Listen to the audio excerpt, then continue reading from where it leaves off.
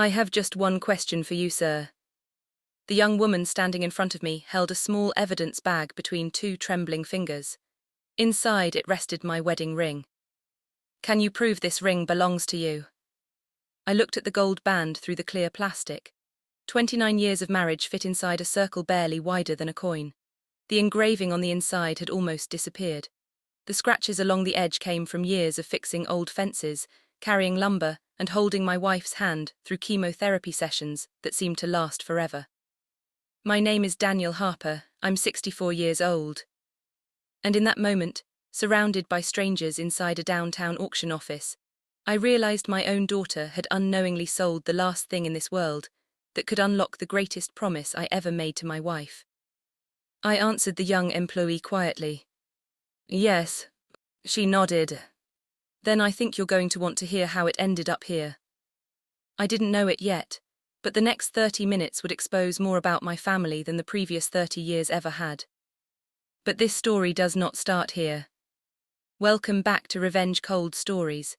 Drop your first name and your city in the comments and subscribe before we go any further. I wasn't born into wealth. People hear what happened later and assume there must have been old money somewhere in the family. There wasn't. My father drove a county snowplow every winter and repaired tractors during the summer. My mother worked 34 years at the same public library. Together, they never earned more than $72,000 in a year combined. What they did have was consistency. Every Friday evening, my father would spread bills across the kitchen table. Every dollar received a purpose before it was spent. As a boy, I hated those evenings. As a man, I understood they had quietly taught me everything. I met my wife, Elena, when I was 23. She laughed louder than anyone else in the college bookstore where she worked weekends. The first thing she ever said to me wasn't romantic. You've been staring at the history shelf for 15 minutes. Either buy the book or admit you're avoiding somebody. She wasn't wrong. I bought the book. Then I asked her to dinner. 41 years later, I still believed that was the smartest investment I had ever made. We married with exactly $412 left after paying for the reception. Our honeymoon lasted 2 nights in a motel beside a lake, because that was all we could afford. People think happiness arrives after success. For us, happiness came first. Success simply followed. By the time I turned 48, I owned a regional commercial construction company employing 86 full-time workers and another 40 seasonal contractors. We weren't famous. We weren't billionaires. But every payroll cleared. Every employee received health insurance. Nobody missed Christmas bonuses, even during recessions. Those things mattered more to me than expensive cars. Elena kept the books. Not because she had to. Because she trusted numbers more than emotions. She used to smile whenever accountants complimented our financial records. They're surprised because they assume organized women don't marry stubborn builders. Then she'd wink at me. They're only half right. Our daughter, Melissa, was born when I was 31. She had Elena's smile. My patience. And unfortunately, neither of our appreciation for history. She loved whatever was new.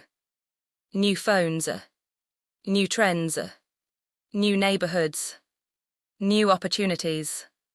If something had scratches, she replaced it. If something carried memories, she called it clutter. Even as a child, she couldn't understand why old things mattered. When she was 8 years old, Elena spent 3 weeks restoring an antique rocking chair inherited from her grandmother. Every evening after dinner, she'd carefully sand another section. Melissa walked into the garage one afternoon carrying pink paint. I made it prettier. She had covered the chair in bright pink flowers. She wasn't trying to be cruel. She genuinely believed she'd improved it. I still remember Elena kneeling beside that chair. She didn't yell. She simply rested her hand on Melissa's shoulder. Sweetheart, sometimes value isn't about how something looks today. Sometimes it's about who held it before you. Melissa frowned. But now it looks happier. Elena smiled sadly. I know. That conversation never really ended. It simply followed us through life. When Melissa turned 16, she traded the watch I'd given her for the newest smartphone. At 22, she sold furniture we'd stored in the basement because she thought we weren't using it. At 28, she convinced herself every emotional decision should also make financial sense. She wasn't heartless. She simply believed practicality solved everything. Love to her was measured by convenience.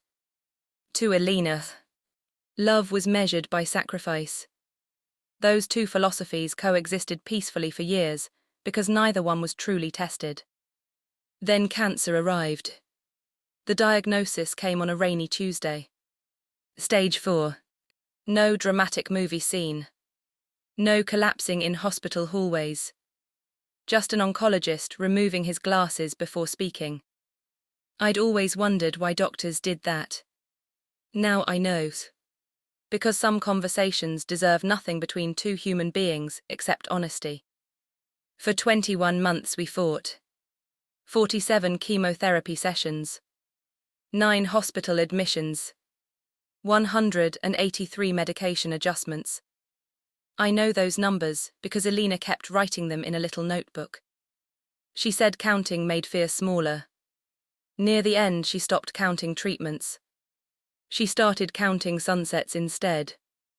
112. That became her favorite number.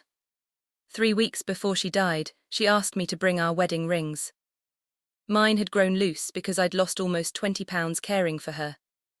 She held both rings in her palm. Promise me something. Anything. When I'm gone, don't let people confuse my belongings with my legacy. I laughed softly. Nobody will. She looked directly into my eyes. No, Daniel, they will. She closed my hand around the rings. People always think value is sitting on the surface. I didn't understand what she meant. Not completely. Only after her funeral would those words begin making sense. The service was beautiful. 418 people attended. Workers I'd employed decades earlier came back. Neighbours, teachers, former patients from the volunteer cancer support group Alina had organised. Even people whose names I barely recognised stood in line for over an hour. Not because Alina had been rich. Because she had remembered them. Melissa cried harder than I'd ever seen. For several months afterward, she visited every weekend. She cleaned closets, organised paperwork, donated clothes. She truly believed she was helping me survive grief. Sometimes she was. Sometimes she unknowingly erased little pieces of the woman I missed. Nobody needs 5 boxes of handwritten recipes, she'd say. They're stained. I'd quietly place them back on the shelf after she left. One Saturday, she picked up Alina's old sewing machine. This thing hasn't worked in years. It still matters. Why? Because your mother touched it almost every day. Melissa sighed. Dad, memories aren't stored in objects. I looked around our quiet house. No, they're not. But objects can remind us where to find them. She never argued for long. She simply shook her head with that familiar expression she'd worn since she painted the rocking chair. The look that said, "You're sentimental. I'm practical." Life moved forward. Construction projects continued. Employees still depended on me. I forced myself back into routines because routines leave less room for grief. Every morning I wore my wedding ring. Every evening I removed it before bed. Eventually arthritis made my knuckles swell. The ring became uncomfortable. My jeweler suggested resizing it. I refused. Instead, I placed it inside a small wooden dish Alina had carved during a community art class 23 years earlier. That's where it remained. Or so I believed. Until the day my daughter decided an old gold ring was just another unused object taking up space. Melissa called me on a Thursday afternoon while I was inspecting a school renovation project. "Dad, are you home?" No, I stopped by. You still have the spare key. You told me to keep it. I know, is everything all right? There was a pause. I've been thinking. That sentence had become dangerous over the years. Whenever Melissa said she had been thinking, it usually meant she had already acted. About what? The house. I smiled to myself. The house isn't going anywhere.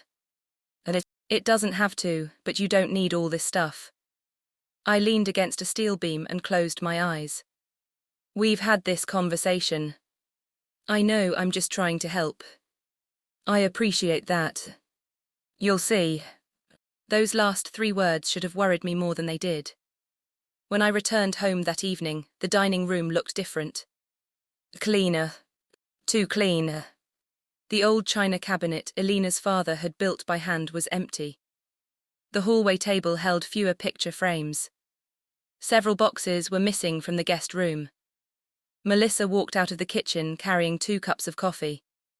Surprise. I looked around. What happened? I organized. I can see that. She smiled proudly. I rented a storage unit. You what? For the things worth keeping. And everything else. I donated some. The word hit me harder than I expected. Without asking me. You were at work. So you made the decision for me. She set the coffee on the table. Dad, you haven't touched half this stuff in years. That doesn't mean it wasn't mine. She folded her arms. You always taught me not to waste. I also taught you to ask. For a few seconds, neither of us spoke. Then she softened. I'm sorry I didn't call. I know you're trying to help. I am. She hugged me before leaving. It should have ended there. It didn't. A week later, I went looking for Elena's wooden recipe box. Gone. The sewing basket. Gone. 3 old quilts. Gone. Melissa insisted she'd placed everything in storage. But every time I asked about a specific item, she needed another day to find it. The explanations became smaller. The uncertainty became larger. Then came the wedding ring. I noticed it missing on a Sunday morning. The little carved wooden dish beside my bed sat empty. At first I assumed I'd moved it. I searched the bathroom. My dresser. The safe. The nightstand drawers. Nothing. I called Melissa. Have you seen my wedding ring? Silence. Just enough silence to make my stomach tighten. What? I thought it was one of the old jewelry pieces. My voice became very quiet. What does that mean? I sold some unused jewelry. My heart felt strangely calm. Melissa. I didn't know. Where? There was an estate buyer. I sat down on the edge of the bed. You sold your mother's wedding ring. I thought it was just gold. Just gold. 3 words. Not cruel. Not angry. Simply practical. Exactly as she'd always been. I rubbed my forehead. When? 3 days ago. How much? I think $480. $480. The ring I'd bought after working double shifts for 6 months. The ring Elena wore through 41 anniversaries. Reduced to melt value. I'll buy it back. I hope you can. She suddenly sounded frightened. I still have the receipt. She drove over within 30 minutes.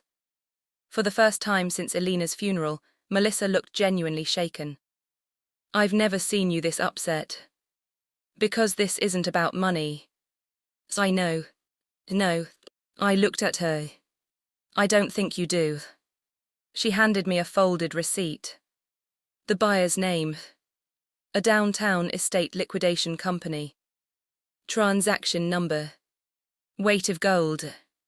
No mention of history. No mention of love. Just grams. Melissa whispered. I'm sorry. I believed she meant it.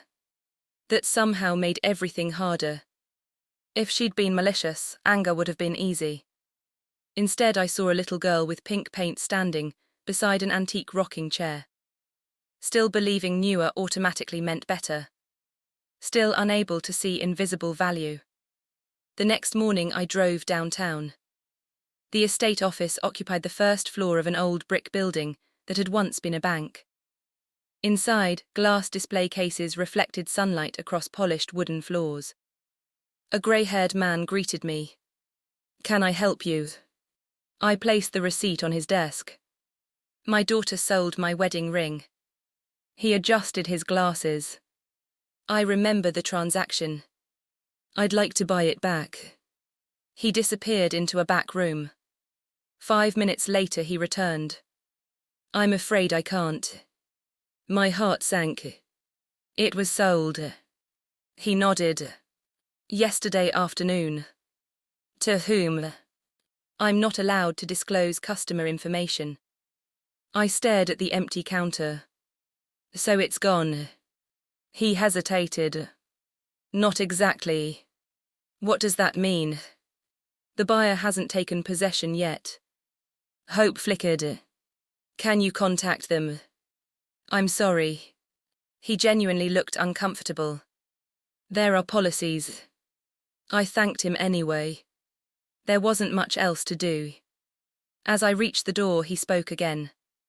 "Mr. Harper." I turned. "You said it was your wedding ring." "Yes." He looked thoughtful. There was something unusual about it. My pulse quickened. "What?" The buyer noticed the inside of the band. I frowned. "The engravings." "No." He said there appeared to be a second seam. A second seam. I hadn't heard those words in over 20 years. Suddenly Alina's face filled my memory. One evening she'd placed my ring on the kitchen table. "Don't lose this. I've worn it every day for 20 years. I mean it." She'd smiled in that mysterious way she sometimes had when planning birthday surprises. "One day this ring may matter for reasons that have nothing to do with marriage." I'd laughed. "What does that mean?" "You'll know when it's time." Then she'd changed the subject. I never asked again. Standing in that estate office, my hands started trembling. The second seam. I had completely forgotten. Not because it wasn't important. Because Alina had asked me never to open it unless she was gone, and unless I truly needed to understand the final promise she had made. The manager frowned. "Sir," I looked at him. "I need to see that ring." "I'm sorry. It's more than jewelry." "I believe you." "You don't understand." "No," he admitted. "I probably don't." I drove home with my mind racing. For the first time in years, I opened Alina's old desk. Inside was a leather notebook she hadn't touched since the final month of her illness. Most of it contained grocery lists, medication reminders, book recommendations, normal life squeezed between impossible days. Then I found an envelope. No name. Just 3 words in Alina's handwriting. "When he remembers." My hands froze. Slowly I opened it. Inside was a single handwritten page. "Daniel, if you're reading this, then someone finally noticed the ring wasn't just a ring. I hoped that day would never come, because it would mean something precious had been treated like something ordinary." I swallowed hard. "Inside your wedding band is a tiny key. You've worn it for years without realizing how often people looked at the gold, but never saw the purpose hidden inside it." I stopped breathing for a moment. A key. The seam. It all came rushing back. The key opened safety deposit box 417 at First Commonwealth Bank. I rented it 30 years ago after something happened that I never fully explained to anyone, not even you until now. I stared at the page, unable to look away. My wife's greatest secret was waiting behind a locked steel door. and the only key had just been sold by our own daughter for $480. I read the letter 3 more times before I trusted my own eyes. Not because Elena's handwriting was unfamiliar. Because it sounded exactly like her. Calm, patient, almost as if she had expected this day years before it arrived. The page continued. If the key is no longer inside the ring, don't panic. Most people never notice the mechanism. They assume it's decorative, but if someone curious discovers it, you'll have to recover the ring before anyone understands what they're found. My heart began beating faster. There was another paragraph. I never told Melissa because some lessons cannot be inherited. They have to be lived. If she learns the truth after choosing family over money, she will understand. If she learns it after choosing money over family, then the secret was never meant for her. I lowered the papers. Those words hurt. Not because they sounded harsh. Because they sounded heartbreakingly fair. Elena had never believed in punishment. She believed in consequences. There was a difference. I folded the letter carefully and placed it back inside the envelope. Then I picked up my phone. Melissa answered on the second ring. Dad, I need you to come over. Is everything okay? No, I'll be there in 20 minutes. She arrived in 18. The moment she stepped inside, she knew something had changed. She looked at the envelope on the kitchen table. What is it? I slid the letter toward her. Read it. She looked confused. From Mom. Yes. Her hands trembled before she unfolded the paper. For several minutes, the only sound in the room was the ticking clock above the refrigerator. Halfway through the letter she stopped. No. She started again from the beginning. Then she finished it. When she looked up, her eyes were wet. There was a key. I nodded. I never remembered. You didn't know. No. I thought you knew everything. I gave a tired smile. Your mother spent 41 years reminding me I didn't. Melissa covered her mouth. Oh my God. She sat down without another word. Neither of us spoke for nearly 5 minutes. Finally she whispered, I sold it. You did. I sold Mom's secret. You sold the ring. She looked at me. There's a difference. There always was. She closed her eyes. I never even looked inside it. I know. I just saw old gold. I nodded slowly. I know. The silence returned. This time it felt heavier. Not because we were angry. Because we both understood something irreversible had happened. Melissa broke first. We'll get it back. I already tried. We'll find whoever bought it. The estate company won't tell me. She stood up. Then I'll make them. Her determination surprised me. But determination and entitlement often look similar until tested. She drove to the estate office that afternoon. 2 hours later, she returned looking exhausted. They wouldn't tell me anything. I expected that. I cried. I know. I even offered double what they paid. And they said it wasn't theirs to sell anymore. She sat beside me. I've never felt this helpless. I looked toward Elena's favorite chair. You know what your mother used to say? What? Helplessness usually arrives 5 minutes after certainty leaves. Melissa smiled through tears. That sounds like her. It does. The next morning my phone rang just after 9. The estate manager. Mr. Harper. Yes. I may have some information. My grip tightened around the receiver. I'm listening. The buyer requested a detailed examination before completing payment. And they became interee. I kept staring at the number. $9,742,318.64. If someone had shown me that figure 10 years earlier, I probably would have spent the rest of the day trying to understand how it was possible. Instead, my eyes drifted past it, back to Alina's handwriting. Because after 41 years of marriage, I knew something about my wife. Whenever she placed a large number in front of someone, she was usually trying to distract them from something even more important.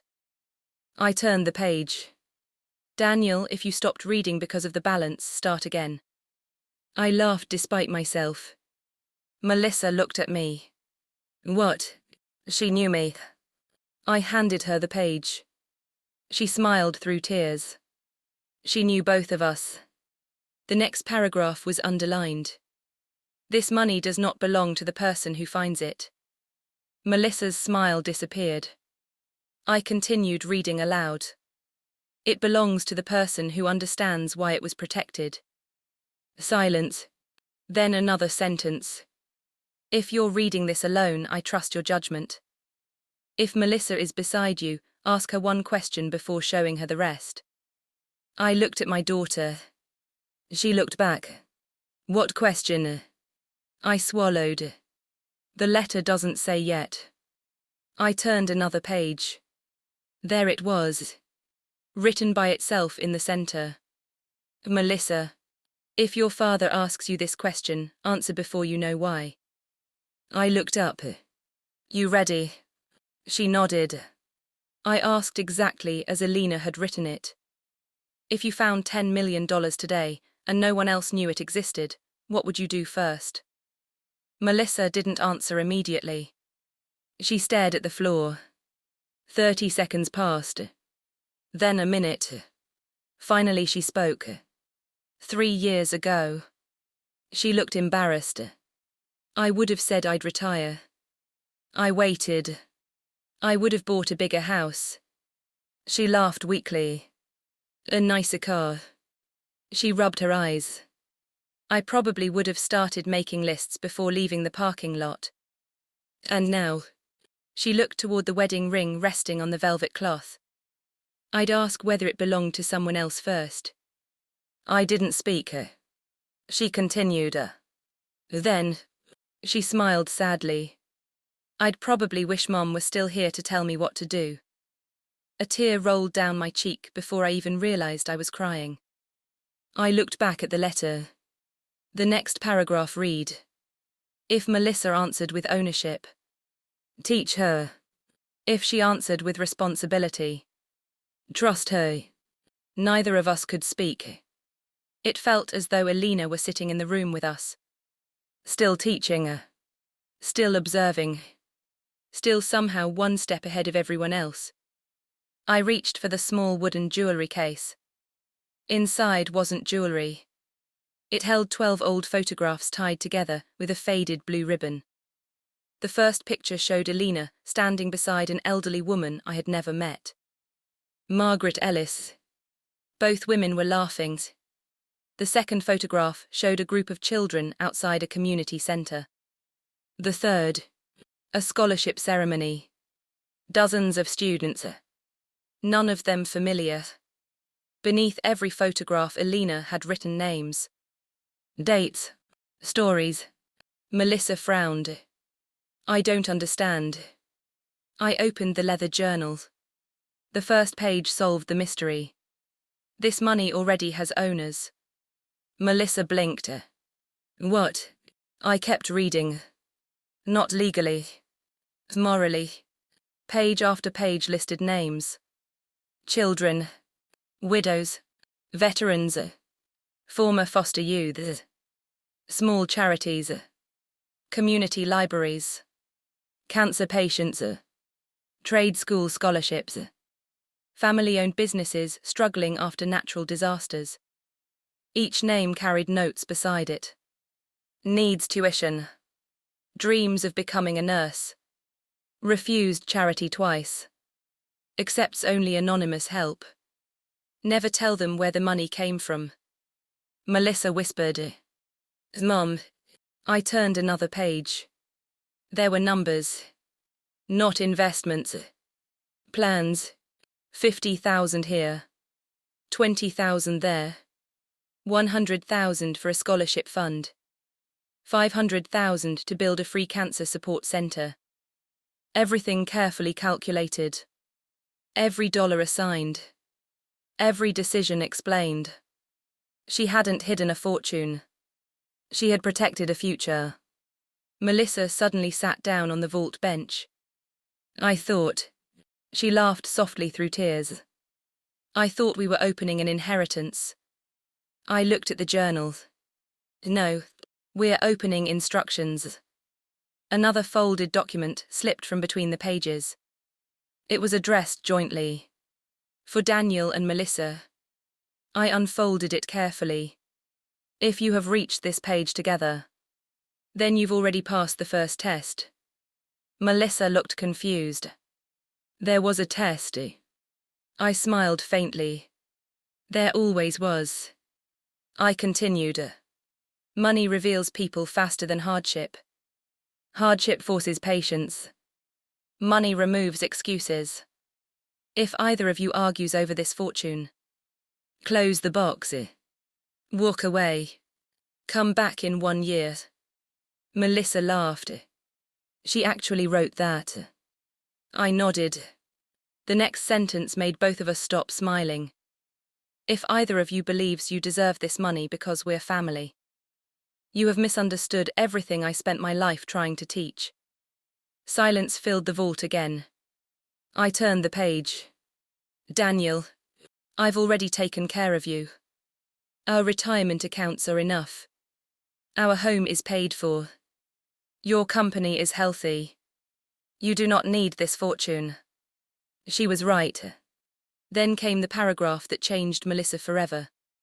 Melissa, I love you completely. Nothing you ever do will change that. But love and trust are not identical. Trust grows through choices, not words. Melissa lowered her head. She wasn't crying loudly, just quietly enough that only a parent would notice. The final page contained one last instruction. When everything has been read, close the journal. Look at each other. Then decide whether this fortune should continue growing, or finally begin helping the people whose names you've just read. I closed the journal. Melissa looked at me. Neither of us spoke. We didn't need to. For the first time in years. We weren't discussing money. We weren't arguing about old objects. We weren't trying to prove who was right. We were simply trying to become the kind of people Alina had believed we still could be. We stayed inside the vault for almost another hour. Not because there was more money to count. There wasn't.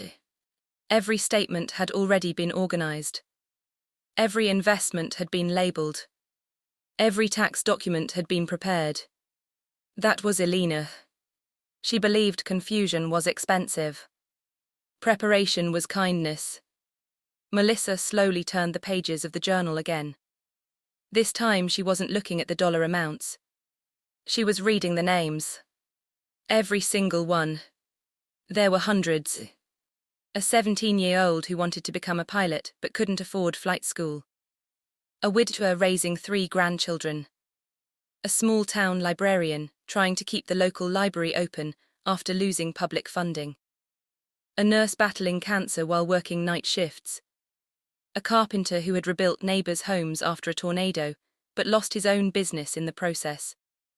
Each story ended with the same handwritten note. Help quietly. Protect dignity. Never make gratitude a condition. Melissa traced one sentence with her fingertip. She researched all these people. 4 years. How? I smiled. Your mother never watched much television. Instead, she listened. She volunteered. She remembered conversations everyone else forgot. When someone mentioned a dream, she wrote it down. When someone quietly admitted they were struggling, she remembered. Most people collected photographs. Alina collected opportunities to help. Melissa wiped another tear away. I knew she was kind. She looked around the silent vault. I had no idea she was building something this big. Neither had I.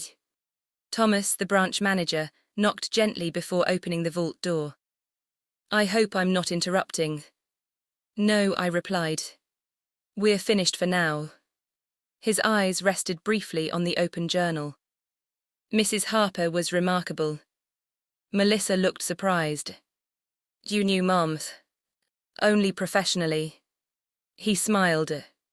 But she visited this box almost every January. Every year. He nodded. She would update documents, replace investment statements, and every single visit. He chuckled softly. She asked the same question. What question? Has my husband ever accidentally found the key? Melissa laughed for the first time that morning. Thomas continued. When I always answered no. He smiled warmly. She'd say, good, Daniel keeps promises better than he keeps secrets. I couldn't help laughing. That sounded exactly like Alina. Thomas hesitated before speaking again. There's something else. I looked at him. Mrs. Harper left instructions for the bank. More instructions. I'm afraid so. He reached into his jacket and produced a sealed envelope.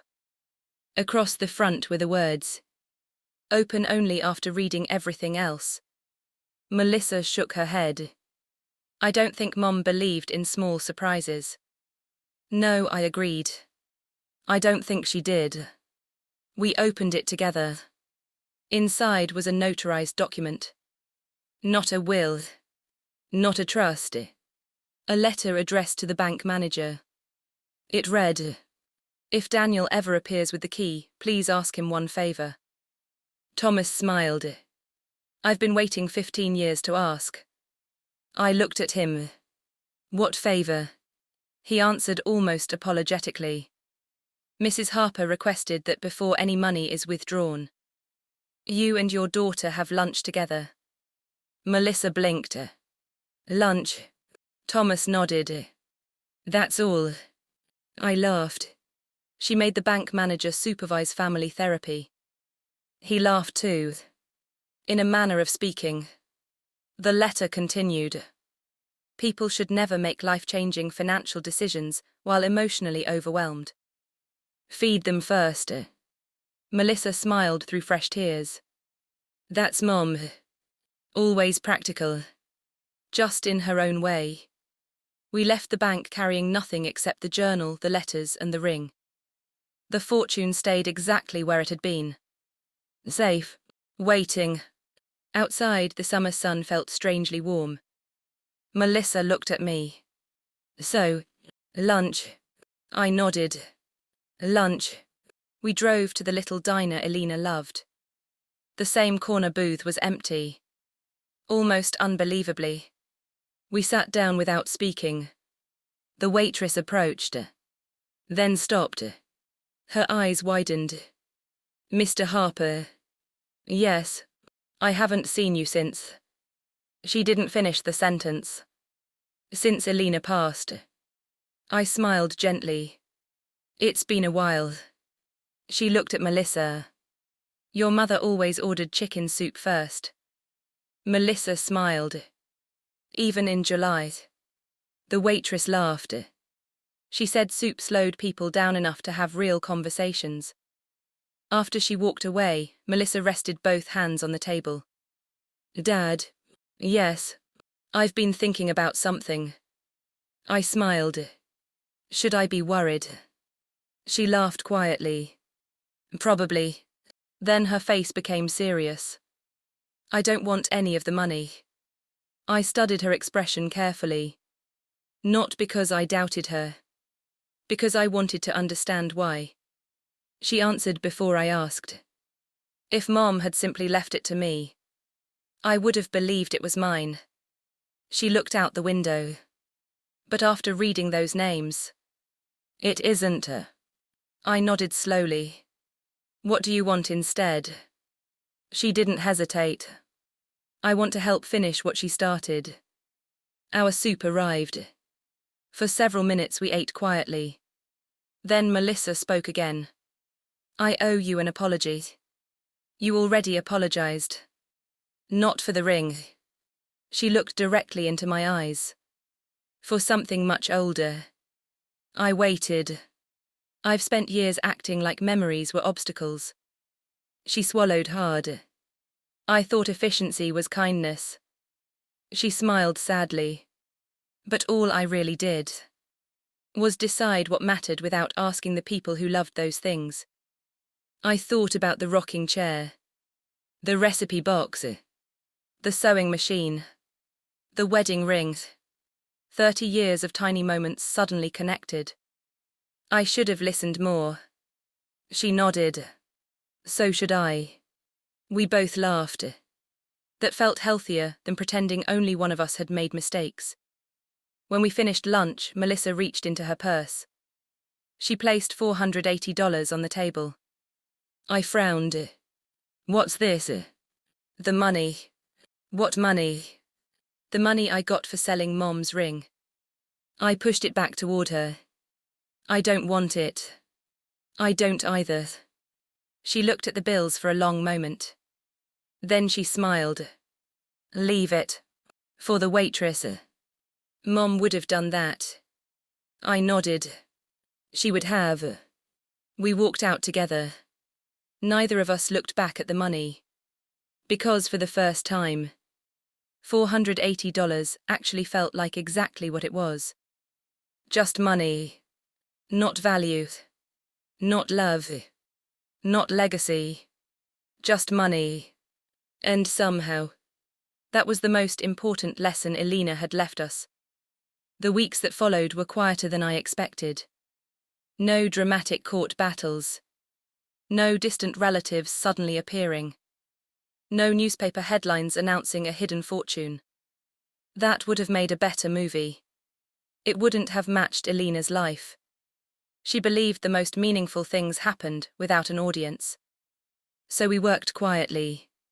The first meeting took place around my dining room table. The same table where Elena and I had paid bills every Friday for decades. Only this time the journal rested in the center. Melissa arrived carrying 3 binders. I raised an eyebrow. You made binders. She smiled nervously. I thought your wife would have expected spreadsheets. I laughed. She absolutely would have. For the next 6 hours we read every page again. Not because we doubted Elena. Because every name deserved attention. Some people had already overcome their hardships. Others had passed away. Some organizations no longer existed. Life had continued moving while the money waited. That realization changed our plan. We can't just follow this word for word, Melissa said. No, but we can follow the reason behind it. Exactly. The names were important. The principles mattered more. By the end of the afternoon, we had written 4 rules on a yellow legal pad. Never help in a way that creates dependence. Never expect recognition. Never embarrass the person receiving help. Never forget that every dollar represents someone's sacrifice. Melissa underlined the last one twice. 3 days later, we met with an attorney and 2 independent financial advisors. Neither knew the full story. Neither needed to. Both agreed on one thing. The fortune had been managed so carefully that, even while giving away substantial amounts each year, the investments could continue growing if handled responsibly. When we left the meeting, Melissa looked thoughtful. You know what's strange? What? I always believed rich people stayed rich because they spent less. And now, I think they stay wealthy because they think longer. I smiled. Your mother would have liked that sentence. She laughed. I've been borrowing a lot of her thoughts lately. That's not borrowing. It's remembering. The first gift we ever made from Elena's fund was only $28,000. Compared to almost $10 million. It seemed tiny. To the recipient, it changed everything. A young nursing student named Isabel had completed 3 years of school while working night shifts cleaning office buildings. Her final tuition payment was due in 12 days. She had already decided to withdraw. Instead, she received an anonymous scholarship. No ceremony. No photographs. No speech. Just a letter. Someone believes the world needs the nurse you're becoming. Nothing more. Months later, we learned she graduated at the top of her class. She never discovered where the money came from. Exactly as Alina intended. One quiet act at a time. The journal slowly became reality. A rural library remained open. A veterans' counseling centre replaced its leaking roof. A widower finally paid off the mortgage he'd been hiding from his children. A young carpenter opened his own workshop. A music teacher kept free lessons available for neighborhood children. Every decision required discussions. Research. Patience. Sometimes we said no. That part surprised Melissa the most. I thought helping meant saying yes. I shook my head. Helping means making sure today doesn't accidentally create tomorrow's problem. She wrote that down. By the end of the first year, she had filled an entire notebook with lessons she wished she had understood 10 years earlier. One afternoon, she walked into my office carrying a familiar wooden box. I recognized it immediately. The recipe box. I found it. I smiled. It was in storage. She nodded. Exactly where I put it. She looked embarrassed.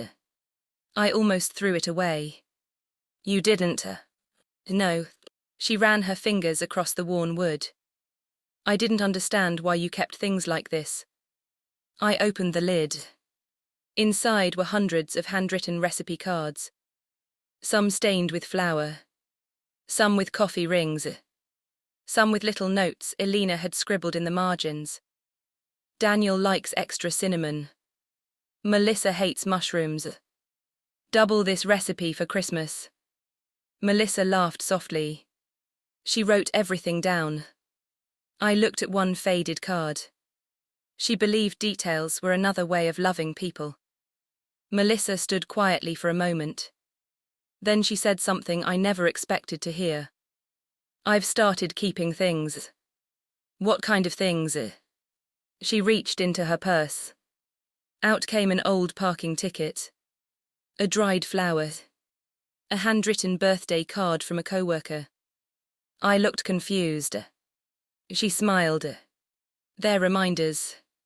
Of what? That moments disappear faster than objects. I couldn't help smiling. Some lessons take years. Some take a lifetime. But they still arrive. On the second anniversary of opening the safety deposit box, we established the Alina Harper Quiet Promise Foundation. Not with a gala. Not with television cameras. Not even with a ribbon-cutting ceremony. Just paperwork. 3 signatures. And one promise printed on every internal document. Dignity before publicity. Only 6 people knew where the original funding came from.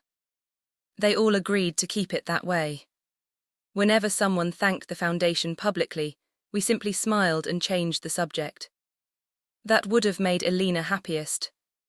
Recognition had never interested her. Results did. One rainy afternoon, almost 3 years after finding the key, Melissa stopped by carrying a small wrapped package. What's this? Open it. Inside was a plain gold ring. Not expensive. Not elaborate. I looked at her. It's not mine. I know. She smiled. I had one made. I frowned. Why? She pointed to the inside. There was an engraving. I held it closer. It read, "Look closer." I laughed. There isn't really a hidden key, is there? She grinned. No, but maybe whoever wears it someday will remember to search for invisible value before judging what they see. I slipped it back into the box. Then I looked at my own wedding ring. Still scratched. Still worn. Still carrying that nearly invisible seam. Some marks should never be polished away. because they're evidence that something meaningful survived time. That evening before Melissa left, she paused beside the front door. Dad, yes, I used to think Mom left us money. I waited. Now I think she left us work. I smiled. The best kind. She hugged me. Longer than usual. As she walked to her car, I realized something Elena had understood long before I did. A fortune can disappear. Buildings can burn. Accounts can fall. Gold can be melted. But if